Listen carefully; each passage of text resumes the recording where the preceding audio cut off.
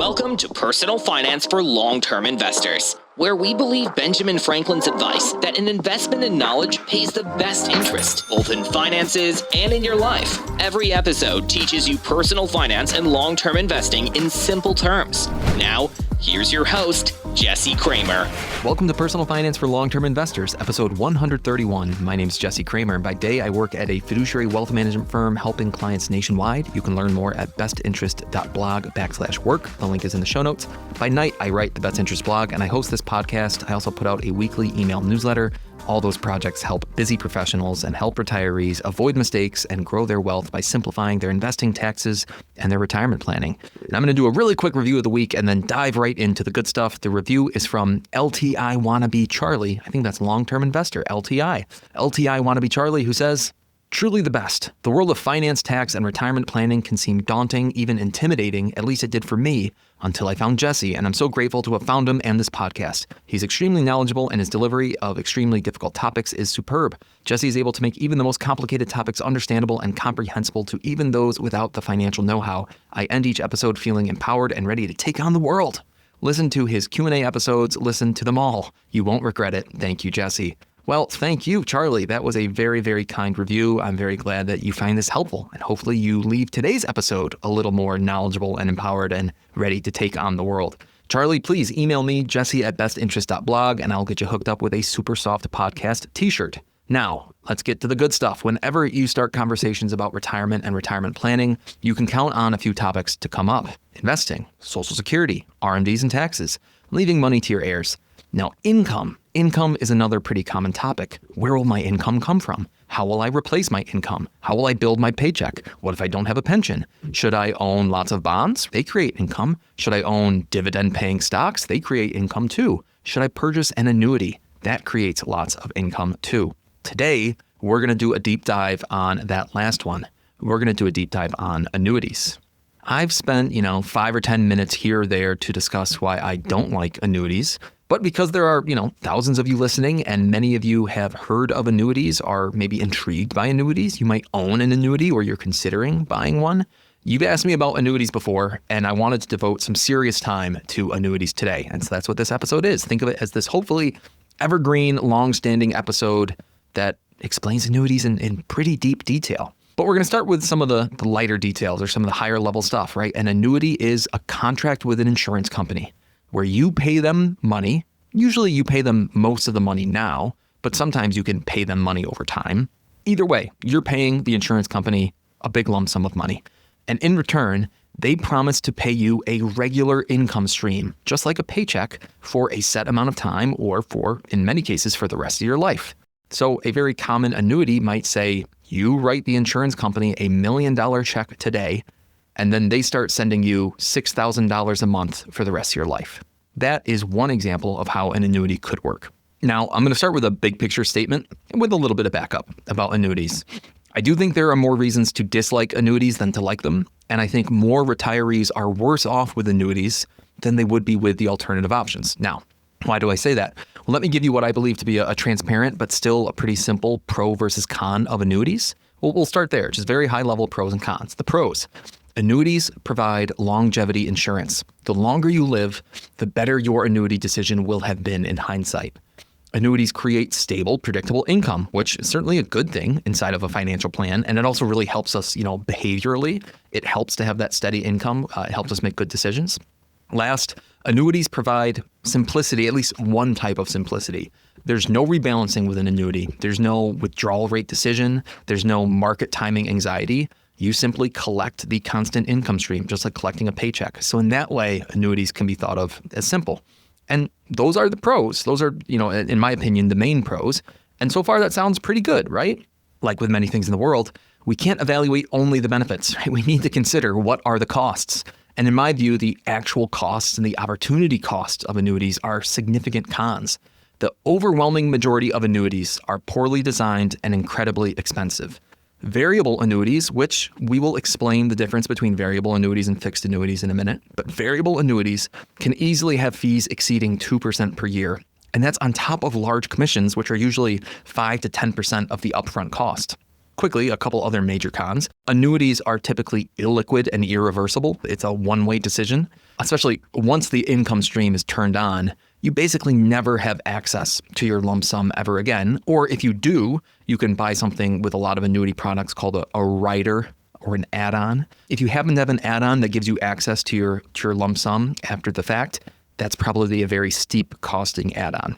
And that's really different from a traditional portfolio where you can live off of the income or growth of your traditional portfolio, and then you still have access to all of the underlying investment.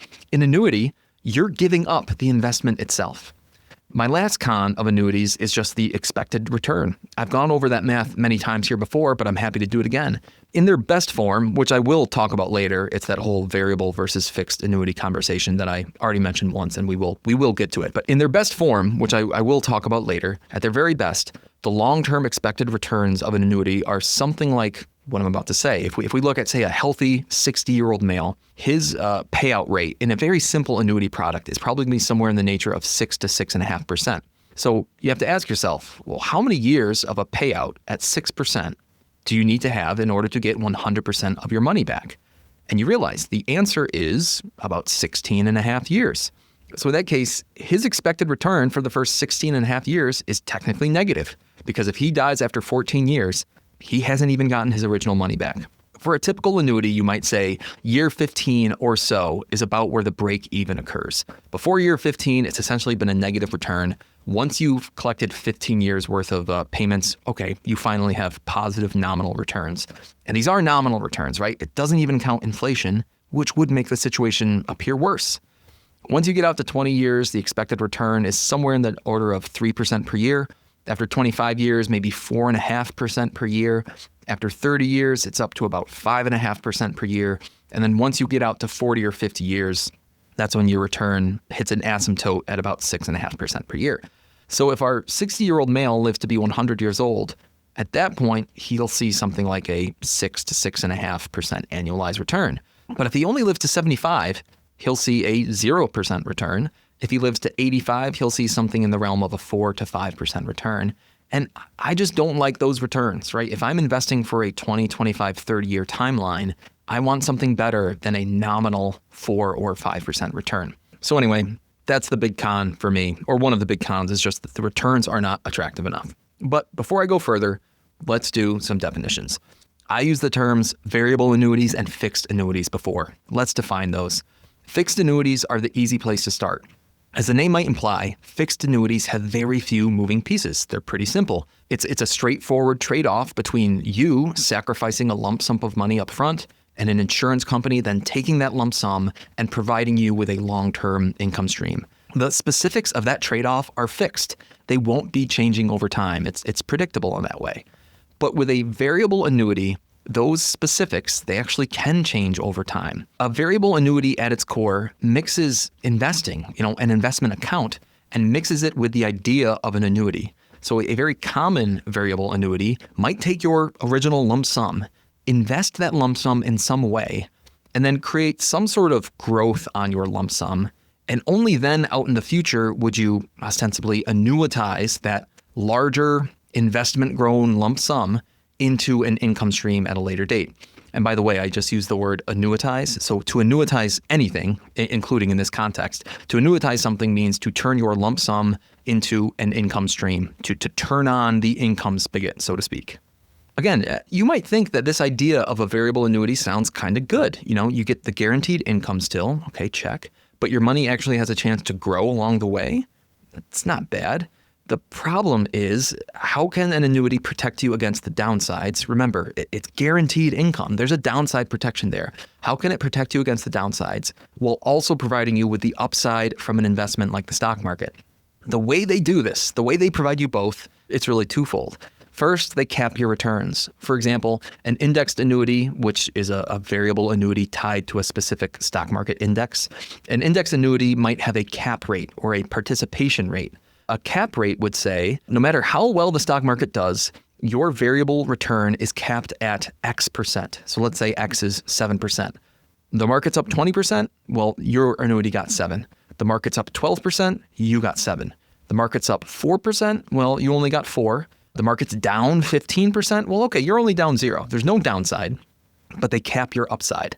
The problem is, and we'll get into this in a second, that's a bad trade-off. There's sometimes some variable annuities have something called a participation rate. It's kind of similar, but it's a ratio of the return that you receive. So let's say your participation rate is 50%.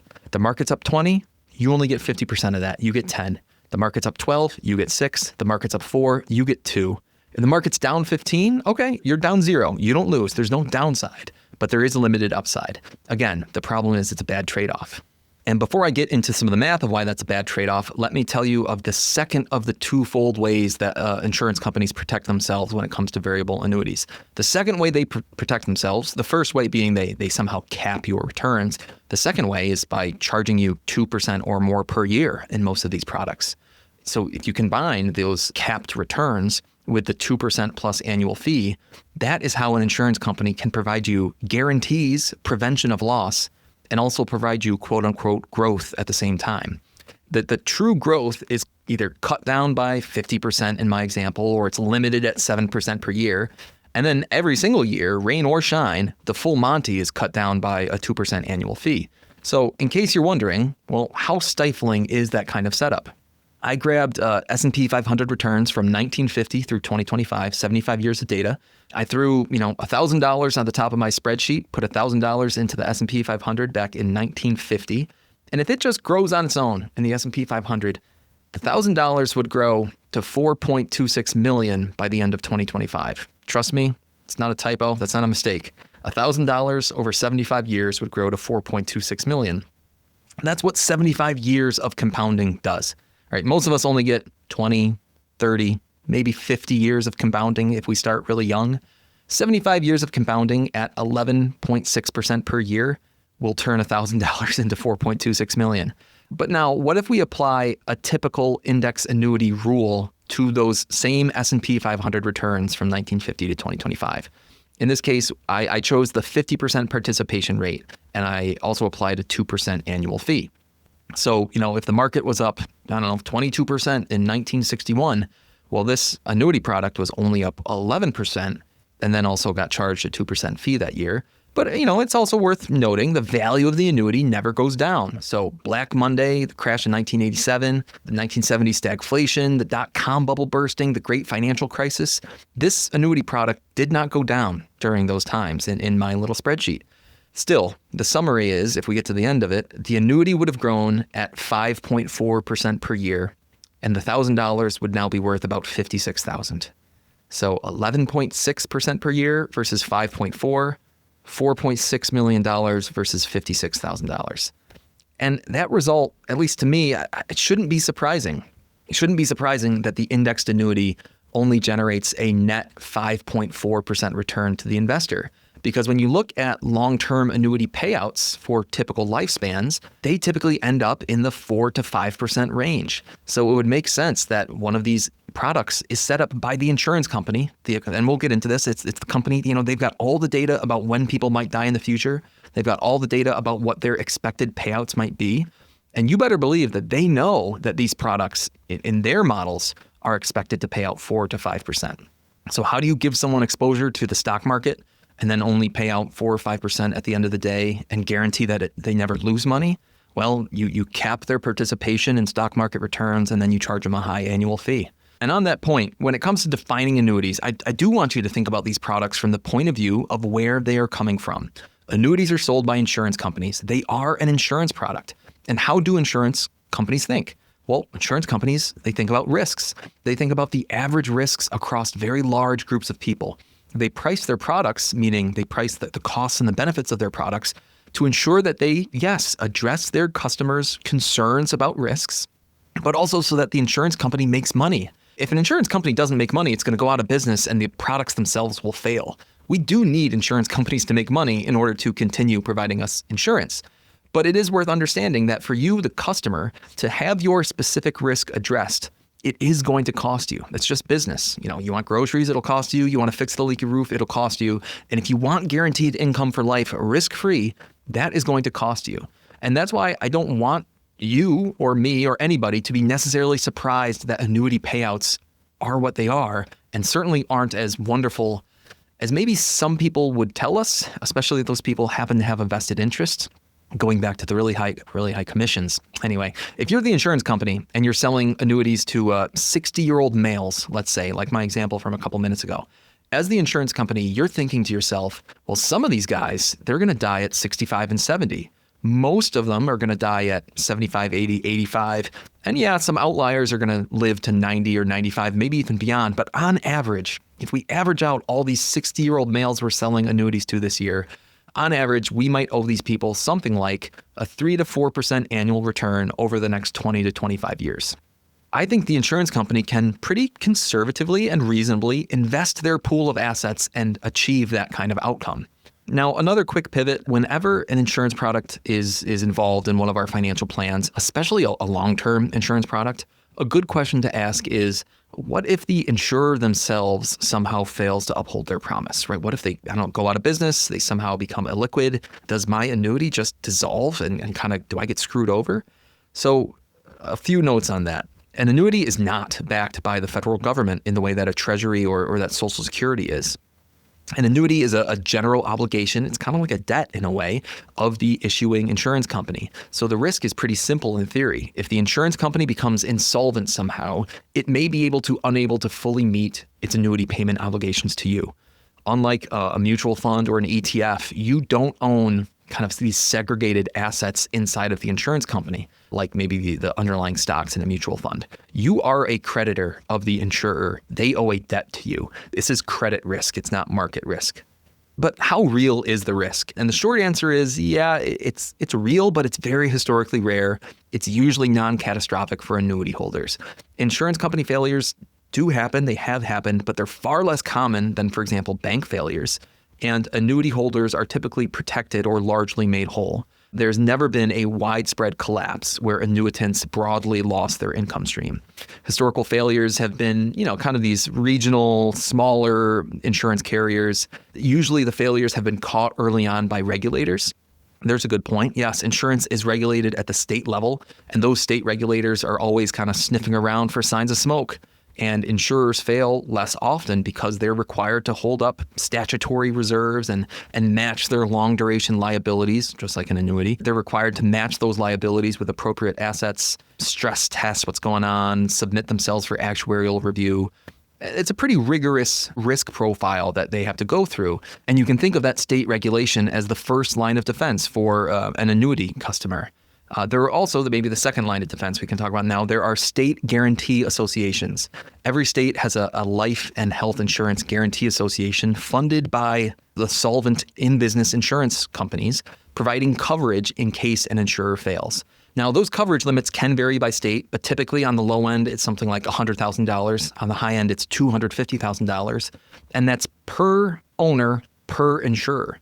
So again, you could have, if something really cataclysmic happened and multiple insurance companies went out of business and you happen to have a product with those multiple insurance companies, your state coverage would apply to each company that goes out of business, just in case it matters.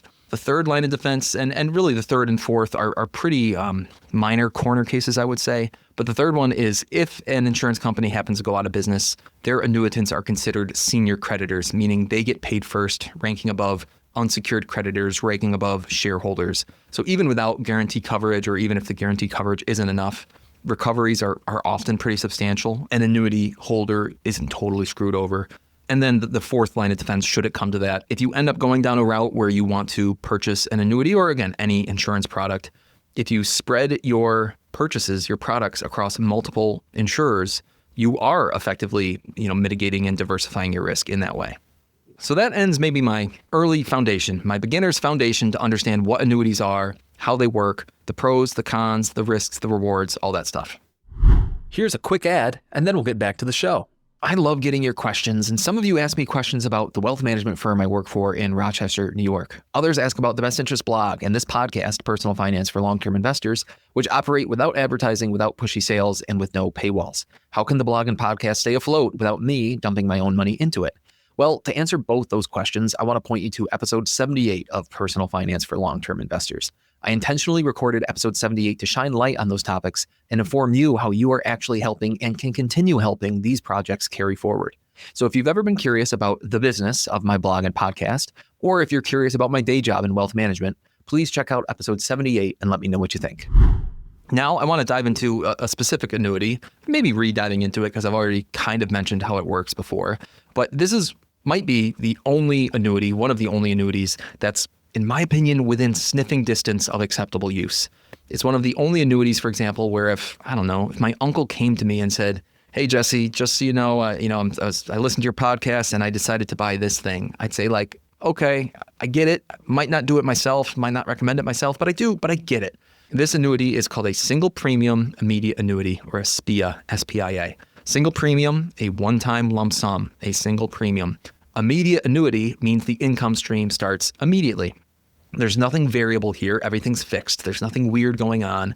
From the insurance company point of view, it's very, very simple math. Well, and also from our point of view, it's very, very simple math. But the insurance company is just saying, okay, when are you likely to die? Once we figure out when you are likely to die, we will take the lump sum you give us and we'll figure out how do we make an income stream that probabilistically means, yeah, you get some decent income, but we're probably going to make a little bit of money on you. So it's simple no matter how you look at it. At their core, SPIAs, like all annuities should be, SPIAs are not investments. Again, they are insurance products, and we should really think of SPIAs as insurance against living too long, or insurance against some sequence of returns risk. We'll get into that later. But it's a product that guarantees a paycheck every month as long as you live, regardless of market returns, regardless of interest rate environments or anything else going on. SPIAs can do this because they exploit something called mortality pooling, and we'll talk about that. But SPIAs don't dabble in market returns, and that's intentional, right? That's a feature, not a bug. Compared to other annuities, SPIAs have built-in fees. It's, an implicit fee. Very low fees, minimal moving parts, no sort of illusion of liquidity, low complexity, low sales incentives, no riders, no caps, no participation rates, no annual resets, no ongoing account value to misunderstand. And I say this because when you look at an annuity contract, I was just looking at one last week, it was about 90 pages long. There's like 4 different ways that some of these variable annuities measure their account value. I don't know what's going on there. But the point is that with a SPIA, what you see is what you get. Complexity in annuities almost always benefits the insurer or the distributor, not the customer. Complexity does not benefit the customer. Anyway, a SPIA is the singular and immediate trade where you sacrifice your lump sum forever in return for an income stream forever until you die. Right now, as an example, a 55-year-old male in New York State could receive a 6.8% income stream, meaning if that male sacrifices $1 million at age 55 into the SPIA, he could get $68,000 in income every year for life. And you might say that's not a bad trade. Doing that off the top of my head, I think it would take you somewhere between 14 and 15 years to turn the $68,000 income stream back into the $1 million. So again, for the first 14 or 15 years, the return is technically negative. Now, criticisms of SPIA are definitely real. There's illiquidity, there's no real upside, there's a loss of principal at early death. And we will come back to this idea because at least those are not hidden drawbacks. They might be drawbacks, but they're clear and obvious. They can certainly be analyzed. They're explicit and knowable. And SPIAs say that the point of a SPIA is just clear. You're buying income. You're not buying optionality. It solves one problem about longevity and sequence risk, and it solves that problem in case you suffer those risks. But before I continue down the path of annuities, let me just pause and talk about term life insurance for just a minute. Because if we think about term life insurance, which almost everybody understands, it will help you understand annuities better. A term life policy is to a large extent the exact opposite side of the coin from a SPIA. With a term life policy, you and a million other people, you essentially are pooling your money together to protect against the risk of someone dying early. With a SPIA, you and a million other people are pooling your money together to protect against the risk of living a long time. With a term life insurance policy, if you live past the term, you have essentially lost your money in the deal. But that money you lost goes, at least in part, to the people who did die early. So you all shared the risk together. Now, you didn't happen to realize that particular risk in your life and you didn't get any money back. With a SPIA, if you die early, you have lost money on the deal. But that money that you lost goes, at least in part, to the people who do end up living for a long time. You all shared that longevity risk together, but you didn't realize that particular risk and you didn't get all your money back. Term life policies, they raise the floor. A term life policy makes an early death less painful, but it also lowers the ceiling because money that you could have otherwise used more productively to grow over time, instead you had to use to pay insurance premiums. SPIAs do the same thing. They raise the floor of a retirement plan by ensuring this guaranteed income floor, no matter how long you live. But SPIAs also lower the ceiling because money that you could have otherwise invested for the long run in typically more productive assets at a higher rate of return, instead you use that money to pay the annuity premium. This type of sacrifice happens all the time in life, right? We're given an option to raise the floor. In other words, to take the worst case outcome, the floor, and make it somehow better, to make our worst case less worst, but at the cost of lowering the ceiling or making our best case scenario less good. And sometimes that sacrifice is worth it, right? I own term life insurance, but sometimes that sacrifice is not worth it. And as a financial planner, I don't usually think annuities are worth it. Even SPIAs, I don't think SPIAs are usually worth it. But I will say there are some very, very smart people who disagree with me on that. There are plenty of good financial planners out there who believe that the trade-off, at least the trade-off for fixed annuities like SPIAs, certainly can be worth it to certain clients. And I respect their opinions. But before continuing the conversation about SPIAs or getting any further into the numbers, the math that way, I want to talk about a quirky idea called ergodicity. ERGODICITY. Ergodicity asks whether what's true on average is actually true for you over time. And that's a weird definition. What is true on average is actually true for you over time. And often, especially in finance, that is not the case. So let's just explain through example. That's always a good way to go. Imagine that you all listening flip a coin, each one of you. I'm going to say about 5,000 of you are going to listen to this episode in the first month. So we have 5,000 coin flips, and we know to expect roughly 2,500 heads and 2,500 tails. We know it might not land exactly on that, but that's what the outcome is going to be, 2,500 heads and 2,500 tails. That is the average of many outcomes. And now imagine that just me, just one person, that I flip a coin 5,000 times in a row sequentially. Now, in this case, I would also expect 2,500 heads and 2,500 tails. I would expect the same outcome. In this case, the outcome of many people doing one thing, that average outcome, is exactly the same as the outcome of one person doing that thing many times. So what's true on average is also the same as what's true over time. And this example, this coin flipping example, is what we would call ergodic. It is an ergodic system. When the average of many outcomes is also what plays out over time, that is an ergodic system. But some systems, very importantly, are not ergodic. In some cases, the average over a large group is much different than the average over time. And that's why this idea of ergodicity and ergodic systems and non-ergodic systems exists. It exists because people kept on making the same mistake. We would use the average across many outcomes to make decisions about something that plays out over time. And I know that's kind of a weird statement. I'll say it again. We would use the averages across many outcomes to make a decision about something that plays out over time. And in some cases, we just can't do that. There are scenarios in this world where doing that is a path to failure. You can't apply the large group average because the time series average is different. And I swear, this has to do with retirement. It has to do with annuities. Let's go back to the coin flips for a second. Imagine we place a bet on the coin flips. And even imagine I gave you pretty good odds. If you win, I'll triple your money. But if you lose, I get everything. Let's just think about one coin flip to start. You bet $100. So if you win the coin flip, you walk away with 300. I triple your money. If you lose the coin flip, you walk away with 0. The math's pretty clear.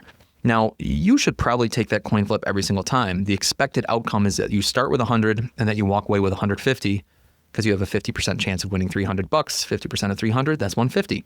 Your expected outcome is profitable. So if we think about the group of 100 people who all have that bet, and if those 100 people all take the bet, we assume that about half of them win and half of them lose. So the winners all turn $100 into 300. The losers turn $100 into 0. But on net, those players, again, it was 100 people and $100 each. So they turned $10,000 into $15,000, 50 winners times $300. That's a net win. Average outcome of this situation is a win. This group of 100 people, in fact, they probably could have teamed up together beforehand and said, hey, for every winner, pair up with a loser, split the proceeds, and it guarantees that everyone walks away with a profit. They could agree to share the winnings. But now, what if just one person had to take that same exact bet, but had to take that bet 100 times in a row? Does the time sequence of 100 times in a row match up with the average outcome that we just described? So let's think about it. You win your first flip, you turn $100 into $300. You win your second flip, you turn 300 into 900. But then you lose your third flip and you go to zero. And once you're at zero in this particular game I've invented, there's no coming back. You can't triple zero. You've lost your chance to win any further. You could win 10 flips in a row and you would actually turn $100 into about $5 million. But then if you lose the next flip, it all goes to zero. So the only way to avoid ruin in that particular time sequence game is to win 100 coin flips in a row. And we know that isn't feasible. So this game is no longer ergodic. It's not ergodic. The average outcome of the 100 flippers does not align with the time series outcome of me flipping 100 times in a row. Now, when you as long-term investors think of a time series of investments, where does your mind jump to? I'll tell you, mine goes to sequence of returns risk. Now, you can assume that the average portfolio returns 6 or 7 or 8 or 9% per year over the long run. I'll give you that. But why does the 4% rule exist if portfolios are returning 8, 9% per year? It's because retirement planning is a non-ergodic activity. Two retirees can live through the exact same average investment returns, but suffer vastly different outcomes if the time series of those two returns are different. Here's a super simple math example for you to follow. Imagine our first retiree, a $1 million portfolio as they enter retirement. They follow the 4% rule to a T. So they withdraw $40,000 in year one, and then they adjust that withdrawal up each year by the rate of inflation. And we layer the following investment returns onto their retirement. We'll say they have negative 5% returns per year in each of their first 3 years, and then 0% per year returns in the next 3 years, and then 8% per year forever after that. It's not really a nice sequence. The first 6 years are -5, -5, -5, 0, 0, 0, but then a nice consistent 8% per year forever after that. And then I take a second retiree, same exact circumstances, same exact average returns, but all I do is I adjust the timing. That's all I do. I change the timing. I use that same -5, -5, -5, 0, 0, 0 sequence, but instead of starting it in year 1 of retirement, I start it in year 10. Every other year of their retirement is the same 8% per year. Our first retiree who suffered the bad sequence up front, if they follow the 4% rule to a T, they would run out of money in year 28 of their retirement. Of course, the writing would be on the wall for them much, much earlier, and they might adjust their withdrawals, assuming they had the wherewithal to notice. But still, the point is that if they follow the 4% rule, keep adjusting up for inflation, they run out of money after 28 years. Now, what about our second retiree, the one where all we did was we shifted the bad sequence out to year 10. So they got 8% per year for the first decade, then they got -5, -5, -5, 0, 0, 0, and then back to 8% per year after that. Well, in year 28, when our first retiree is running out of money, our second retiree would still have over $900,000 in their portfolio. Reminder, they started with $1 million. They would end up running out of money after 43 years. Maybe look at a third retiree, and we shift the bad sequence out to year 20. That retiree, by the time year 28 comes around where our first retiree is failing, this third retiree would have $1.6 million in their portfolio. As a reminder, these 3 retirees, they've all had the same exact withdrawals each and every year. All 3 of them withdrew $40,000 in year 1 of retirement, then adjusted that number up each year by inflation. They also all had the same average investment returns over their retirements. The only difference was the sequence of those returns as they came in. That is why traditional investing for retirement, typical withdrawal strategies for retirement, the way that smart financial planning, retirement planning typically works, it's a non-ergodic system. Understanding the average is simply not enough. The time series is too important. Retirement itself really is the ultimate non-ergodic activity because you only get one life path, right? You only get one time sequence. We know investment returns compounded over time. That's non-ergodic, right? The average return of an asset across time is not what a single retiree experiences over time. As a result, sequence and volatility matter more than expected return. We already discussed that. Withdrawal strategies are very much non-ergodic too. Withdrawals convert investment volatility and can convert that into permanent damage. You can't average your way out of an early depletion of your portfolio because zero wealth just ends the game.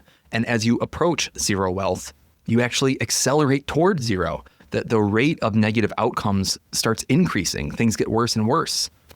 The retirement implication is that tail risks dominate planning. Now what's a tail risk? As an example, Reuben Miller wrote a great article a few weeks ago. I'll link it in the show notes about the tariff tantrum back in April 2025. And it's funny. He called it a 1 in a quadrillion event, or at least it would be a 1 in a quadrillion event if investment returns followed a normal bell curve. But for you stats nerds out there, investment returns don't follow a normal bell curve. The tails of an investment distribution curve are very fat. And as Rubin wrote, stock market returns are not normally distributed. Daily outcomes do not cluster around a daily average. Instead, we observe and expect super weird, outsized fringe outliers. That's his quote. And those weird, outsized fringe outliers, those are called tails. Tail risks, these kind of rare but really impactful events. Tail risks affect our financial plans in really big ways and in non-ergodic ways. And if we get a bad sequence of tail events in the wrong order in our retirement, it's a pretty big gut punch. Longevity risk is very much non-ergodic too, just like Jeremy Kyle said back on episode 127. He thinks longevity is the single most important number in retirement planning. Life expectancy is an average across a population. You either die early or you live long. It's pretty rare that you're going to be average. In fact, there's only a 4%-ish chance that you die at your expected age. In other words, as I sit here today at age 36, my current life expectancy is 77. But of course, I might die at 60 or 64 or 88 or 93. So what are the odds I die at precisely 77? Those odds are about 4%. And, planning to age 84 works great unless you live to age 97. Living longer usually is financially dangerous without some sort of protection. And planning to averages it will end up underfunding the people who live the longest. That's why Social Security is such a powerful tool. And that's why good annuities, at least, and we'll get into this in a second, that's one of the corner cases in which good annuities like SPIAs can be useful. Inflation can be non-ergodic too. It compounds against you. You can't predict it. And if big inflation comes at the wrong times early in a retirement, it can be hard to come back from, or it can be permanently damaging. Again, it's not about average inflation. It's about the inflation that you will suffer in your specific time series of events. At the end of the day, if your wealth hits zero, the whole process stops. The average across many people can ignore those who failed. Monte Carlo analysis, for example, typically might show average ending wealth. That's one of the outputs from Monte Carlo analysis. And that average is either going to exclude paths that went broke or much more likely, it's going to swamp them out. So here's what I mean. Imagine I run 100 Monte Carlo simulations in my retirement plan, and I'm sitting here today about to enter retirement. I've got $2.5 million, and I see something from the analysis that they call average terminal wealth, and it's at $2 million. And so, wow, I think I have $2.5 million today. I can spend money throughout my entire retirement, and I'll still die with about $2 million. That's great. I mean, let's go. Under the hood, though, you're going to want to dig into those 100 independent results that comprise the average of the Monte Carlo. And if you did so, you might realize that some of those outcomes actually turn your $2.5 million into $5 or $7 or $10 million or more, but that many other outcomes might actually hit zero. They might fail. In fact, what's the average, for example, of one outcome at 10 million plus 4 outcomes that all fail to zero? Well, the average is 2 million per outcome. Again, that's one successful retirement out of 5 attempts, or a 20% pass rate. But because that one retirement simulation happened to have a $10 million terminal value, the average terminal wealth is $2 million. Statistics can be misleading. And while I understand the desire to compound your wealth and to maximize, I think that good planning also needs to focus on avoiding ruin. I really do. It's like the Charlie Munger quote, tell me where I'm going to die so I can make sure to never go there. Good financial planning is tell me how my plan might catastrophically fail so I can make sure to avoid or mitigate that risk. Again, we all have the desire to compound our wealth in some way and maximize what we have. But if you were to sit here and say, but Jesse, there's a risk I might not achieve a $15 million nest egg, I would tell you that doesn't really sound like a risk to me. Sure, maybe $15 million for you can be a goal, but the lack of $15 million isn't a risk. But if someone said, Jesse, there's a risk I run out of money by 75 and I'm forced to vastly underlive my final decade here on Earth. I just had someone the other day say that her biggest fear in retirement is becoming what she called a bag lady. And if that's a risk that you feel and that you fear, yeah, that sounds like a legitimate risk to me and something worth considering. The risk of ruin is non-ergodic. If your one and only timeline has factors that increase your risk of ruin, then you don't care, nor should you care, about the average that other people are living. You only care about the giant risk that happens to be staring you in the face. Here's a quick ad, and then we'll get back to the show. Serious question. Why do podcasters constantly ask for ratings and reviews? Yes, they do help highlight our shows to new listeners. They help strangers find us on Apple Podcasts and Spotify. It's totally true and a good reason to ask for ratings and reviews. But I have something more important, at least more important to me. I want to know if you like this stuff. I want to know if you like my podcast episodes, my monologues, my guests, the information I share with you and the stories I tell. I want to improve and make your listening more enjoyable in the process. So yeah, I would love to read your reviews. And sure, if you throw a rating in there too, that's great. If you like what I'm doing, please share it with me. It's such a great feeling to read your feedback. I'd love to read your review or see a rating on Apple Podcasts or Spotify. Thank you. What, if anything, can we do to turn the non-ergodic risks of retirement into something that maybe is a little more ergodic? Or in other words, how can we minimize our exposure to unique bad luck time series and somehow maximize or increase our exposure to the long-term average or the average of many people, which we know when you look at kind of some of the retirement numbers and you look at the average of many people, things start to look better than when you're looking at the worst case time series. So let's think about that for a second, and maybe we can follow this example. Imagine you have 100 retirees and they're all following the 5% rule in retirement. Yes, I said the 5% rule because depending on your preferred asset allocation, the 5% safe withdrawal rate works in about 75% of historical back tests. So it means that 25% of the time our retirees suffer either a lousy stretch of investment returns and or they live so long that they stress their portfolio and ultimately run out of money. And that's non-ergodic, right? We don't want that. So we approach this group of 100 retirees all following the 5% rule, and we have a little idea. We say, hey, let's see if we can kind of meet in the middle. We ask each of these retirees to take a small haircut from their original portfolio, maybe 10% from each retiree. And then we pool everybody's 10% haircut together into one big pot. We invest it pretty, reasonably conservatively. And then we actually start taking a small share of the investment growth from that pool and we give it back to all the retirees. Now, not a ton of growth, but a little bit. And on average, our retirees are all going to have slightly less annual growth from the pool because, again, we're being a little conservative with our pooled investments. They're still spending according to the 5% rule, though, but their overall net worth does look a little worse year over year because they took the 10% haircut up front. But now, why are we doing this? Because here's the deal that we propose to the retirees about the 10% haircut and the big pool of money. We tell them, hey guys, if you die early, or basically no matter when you die, you are not going to get your 10% back. You put 10% in and you are starting to get this income from the pool. And maybe by the time you die, you're only going to have pulled a couple percent of your original money back out. But it doesn't matter. You're not going to get your money back. Now, before you cry uncle, though, we need to ask, if you are one of these people who dies early and doesn't get their money back, did you run out of money? Did you live a bad retirement? Did the haircut negatively affect you in your retirement years? I would say no. While they certainly did suffer a net loss on their balance sheet, on their net worth statement, it didn't actually harm their retirement in any way. And now, if we're just calling successes and failures, period, their retirement was still a success. And if we do it right, maybe half, maybe even a little over half of the 100 people might fit this bill.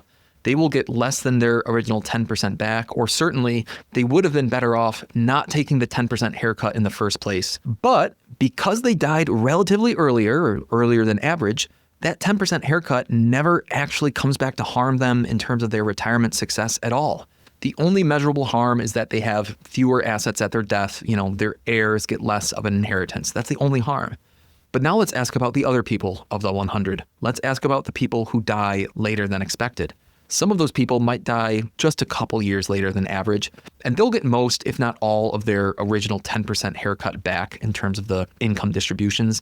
But it's doubtful they'll ever get enough back to say that the pool concept was truly profitable or helpful for them.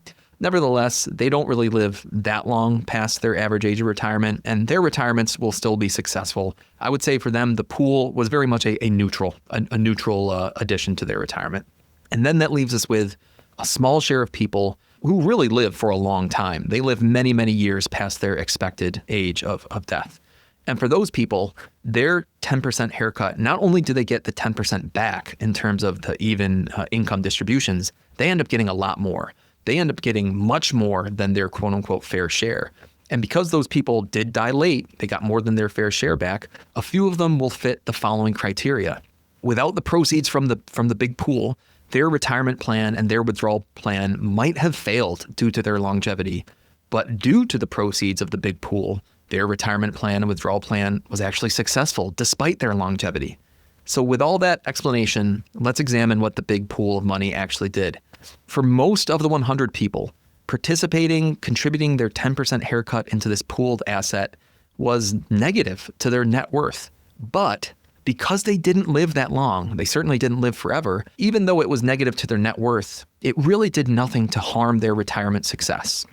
But for a small minority of the 100 people, not only was the pool possibly positive for their net worth, at least it outpaced inflation. It might not have outpaced other assets, but it did outpace inflation. But they also found that the existence of the guaranteed income pool actually increased their odds of retirement success. So while the average net worth of the group goes down due to the participation in the pool, a few of the individual people out of the 100 actually saw their odds of retirement success go up. And none of them actually saw their odds of retirement success go down. So we have decreased the impact of a specific time series of events. The time series is that, well, some people happen to live a long time, and we've lessened that impact. And we've done that by increasing a specific average outcome. We provided that guaranteed fixed income that all the retirees got to benefit from. So really what we've done is we've taken some of the non-ergodic outcomes of many people's retirement plans, and we've just very gently steered it toward a more ergodic outcome. And if you haven't caught on yet, this pool that I just described, that is an annuity. We're coming full circle now. What I just described to you is exactly how an annuity works, and from an ergodicity lens, why annuities make sense to at least to some retirement planners. We've decreased the upside potential of everyone's retirement, at least if measured by net worth over time or spending over time. We have decreased that. But in exchange, we've reduced the probability that a few people will run out of money. The hard part for any of you out there thinking as an individual is to really consider, am I going to be one of that small minority who lives forever or suffers a particularly bad sequence of returns? Am I going to be someone who suffers the non-ergodic downsides of retirement and wishes I could somehow achieve less of a bad luck time series and achieve more of an average over the large group? It really is an amazingly interesting question, because what it really comes down to is this. Would you knowingly take a bet that is, highly likely to reduce your net worth in exchange for avoiding the small probability that your safe withdrawal rate or that your retirement plan or your lifespan ends up being an outlier? Would you accept a 95% chance that you might lose money in exchange for a 5% chance that you'll avoid a retirement failure? Remember how annuities are the opposite of term life insurance in many ways? I bought life insurance when we bought our house a few years ago and when we got pregnant with our first child. I was 33. I bought a 30-year term policy. And looking at Social Security actuarial tables for a 33-year-old male, there is an 83% chance I live to age 63. In other words, there's an 83% chance that all my insurance premiums for the next 30 years will not lead to any sort of payout in the future. I'm accepting an 83% chance that I lose money in exchange for a 17% probability that I might die and leave my family financially okay. I'm accepting a high probability of low-level failure in order to de-risk myself from a low probability of high-level failure. And that is what term life insurance does, plain and simple. And it's interesting. I don't think anyone in their right mind would say, well, you know that term life is probably going to be a losing financial proposition, so why would you ever buy it? I don't think anyone says that. Back to our simple fixed annuity, to buy an annuity is a high probability of low-level failure in order to de-risk yourself from a low probability of a high-level failure. So again, it's a high probability that you actually kind of quote-unquote lose money on the annuity to de-risk yourself from the small chance that you hit a retirement failure. In a perfect world, that is how annuities would work, and that's how people would use them to their utmost. And if you put an annuity into a simple financial model, or you run a simple Monte Carlo simulation, and you ask yourself, what is this annuity actually doing under the hood?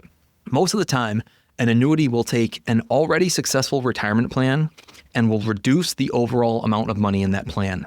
Either you die with less money or you got to spend less money along the way. In shorter lifespans or in lifespans with a neutral to good sequence of returns, that is certainly the case. But in a small minority of a Monte Carlo's individual simulations, particularly when a long lifespan combines with a bad sequence of returns, we see that the annuity certainly increases the probability of retirement success. And you can see that result in the numbers themselves. The last caveat, though, on that one, I will say, the devil is in the details. If I run a Monte Carlo simulation with ultra-conservative investment rates of return, and then I compare that to a known constant payout from an annuity, that particular simulation is going to make the annuity look really good. And hopefully that makes sense. If I'm choosing to make my portfolio look ugly, the annuity is going to look pretty by comparison. Similarly, if I knowingly use aggressive rates of return and then I compare it to a known constant annuity payout, again, if I make my portfolio look gorgeous, well then the annuity is going to look extra ugly in comparison. Anyway, that is my breakdown of annuities. They are an interesting product. They are an insurance product. Most annuities are variable, which I would avoid like the plague. Some annuities are fixed, though, and they do have these corner case uses. In most of those uses, you're knowingly taking a bet that most likely will not work out in your favor. But you know that in a minority of cases, it actually would work out in your favor. Why? Because the nature of retirement, which can be described using this idea from the hard sciences, ergodicity, retirement planning cares much more about your specific time series of events rather than caring about what the average of all people go through. Annuities are a product that, done correctly, can diminish your specific exposure to your one and only time series of events that you'll go through in the future and increase your exposure to the average events of all people. This has a tendency to dull both ends of your potential outcomes. It dulls the end where your portfolio grows and grows and you have lots of retirement money to spend or leave to heirs, but then it also dulls the end where you might run out of money and suffer a painful retirement failure. Now, whether the potential payoff is worth the high probability cost, I've explained, much of the general math today. You have to understand your specific math if you're interested, and then the rest of the decision, it's a personal choice up to you. As always, thank you for listening to Personal Finance for Long-Term Investors. Thanks for tuning in to this episode of Personal Finance for Long-Term Investors. If you have a question for Jesse to answer on a future episode, send him an email over at his blog, The Best Interest. His email address is jesse@bestinterest.blog. Again, that's jesse@bestinterest.blog. Did you enjoy the show? Subscribe, rate, and review the podcast wherever you listen. This helps others find the show and invest in knowledge themselves. And we really appreciate it. We'll catch you on the next episode of Personal Finance for Long-Term Investors. Personal Finance for Long-Term Investors is a personal podcast meant for education and entertainment. It should not be taken as financial advice, and it's not prescriptive of your financial situation.